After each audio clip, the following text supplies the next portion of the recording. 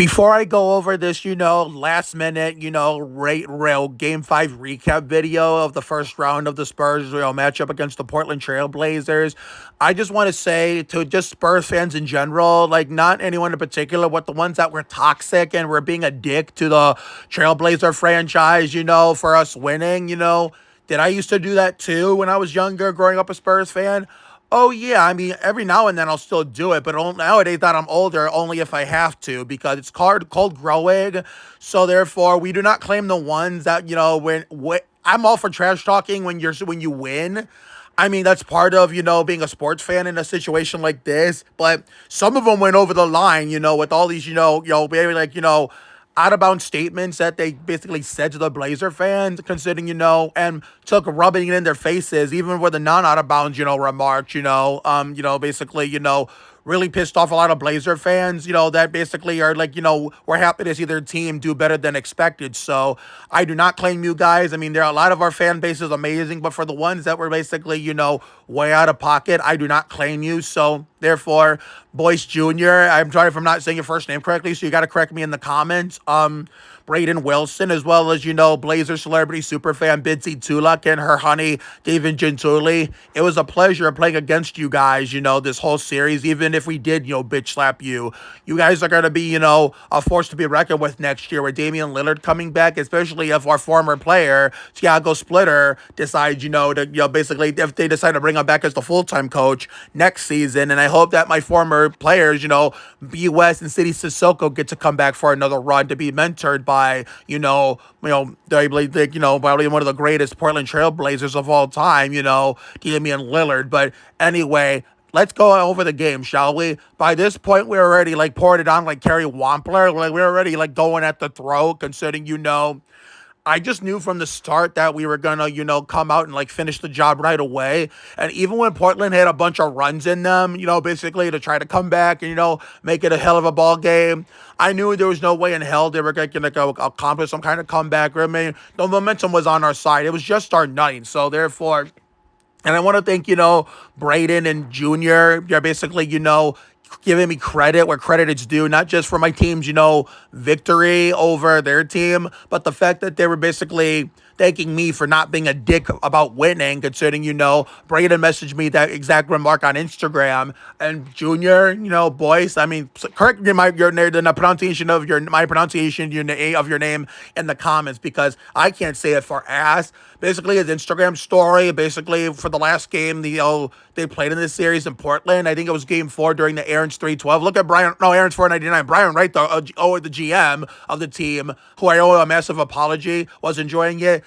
Junior posted on his story on Instagram about how I was the only, actual Spurs fan that he respected, because I was actually being nice about winning. Sure, I can understand seeing their team be happy to win and shit talking, but shit talk in a mindful way. Do not take it out of pocket and make it personal, is all I'm asking. But anyway, literally our largest lead was 26 for Todd Bodine. And, Wembanyama didn't need to go all crazy from start to finish of a barn burner of a game himself for us, grow the lead and continue to have it, considering we never trailed in this whole game. We didn't need his heroics or a barn burner flashy game from him personally to have this gigantic size lead. I mean, it was literally all San Antonio from start to finish. Before I continue, look at this. Klingon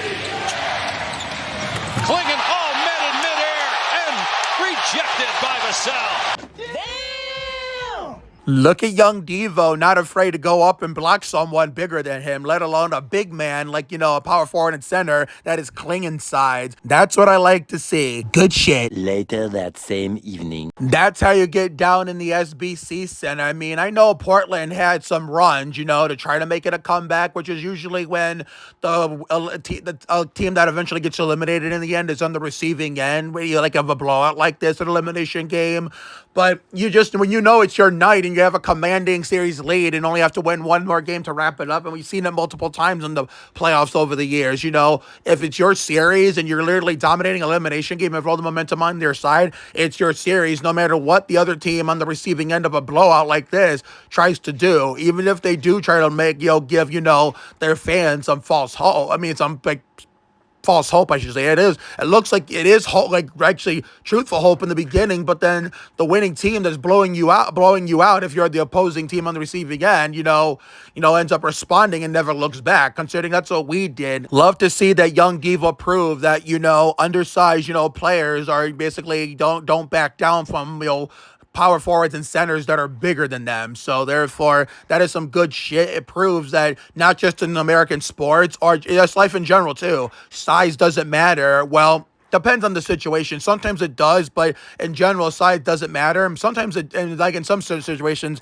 it does. But you got to live and learn. See, the Blazers won an 11 in a row, 11-1, 11-0 run here. And that's just, I think, one of the closest they could get. But we always knew how to respond here. I mean, Wembanyama was quiet for the most of the game, but later down the line, close to the end, he completely came to life. I mean, and you'll see why in a second here. So, therefore, Fox, did his usual, fourth quarter takeover, this is why he earned Clutch Player of the Year. And for those, quote unquote Spurs fans that got pissed at him and started hating on him for having a bad game, I never lost hope in him because I knew he would bounce back after a couple bad games. I mean, just like the whole Cooper Tomadio disaster class in 7th grade Ridgeville boys basketball, good players who are good people will have bad games every now and then.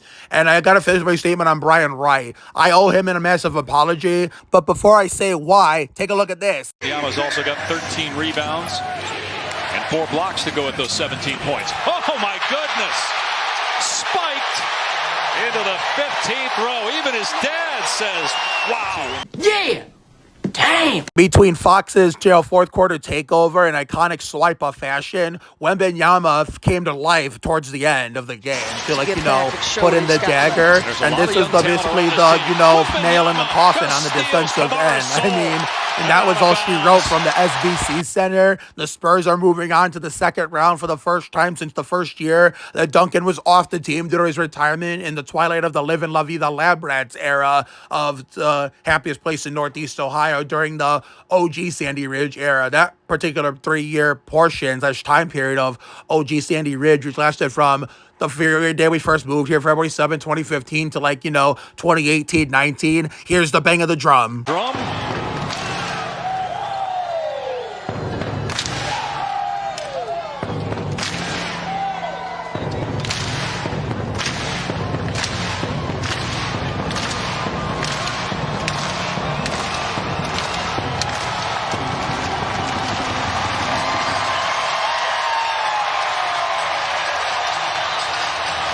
I got to see that again. I do too. Let's watch.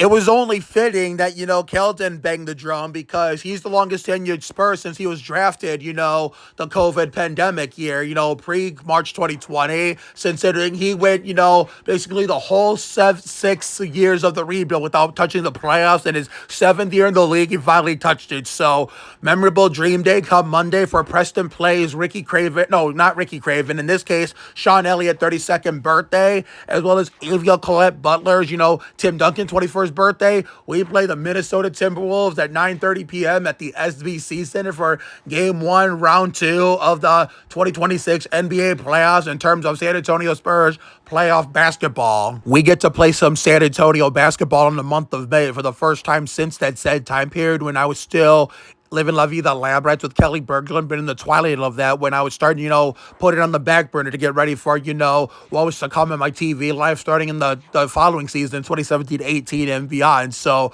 I waited 6 whole ass years for this, and now year 7, it finally happened. I was 23 the last time we played basketball past April. Now I'm 32. I mean, I used to pray for times like this, and it was well worth the wait. So, you know what they say, good things come to those who wait, and it'll be after, Sandy Ridge time, taking one day off from this, temporary Sandy Ridge break with it being cold as shit after that until the very next, long-term nice period of warm weather where we get to step outside in the happiest place in Northeast Ohio with or without a Spurs playoff game that same day. I can understand me being upset at him years ago during the rebuild. Brian Wright, that is, for giving a washed-up Bellinelli and, a garbage-ass Bryn Forbes, basically minutes that belong to, Keldon and Lonnie. I mean, Keldon, obviously, it doesn't matter anymore, but, Lonnie, on the other hand, what could have been, but I really don't give a shit about that no more, considering, I really got in his ass, during the 2021 offseason after, that weird COVID vaccine shortened 72-game season, which the playoffs didn't start till, right before Coke 600 and Memorial Day, and didn't end till, mid-July with the finals, I was giving them praise for, dumping King of bitching it up and trashing LA that previous offseason and adding key pieces that us Spurs fans, the assholes like me, the hot diet, thought had any, false hope of us, all of a sudden making it this magical like we seeing now in the middle of a rebuild, even though most of them didn't work out. But guess what? Neither did bringing back, King of bitching it up for a second run, because that was a perfect example along with Bill and Illy. Every time we bring a former Spur back for a second run, the shit doesn't work like it did the first time they were here.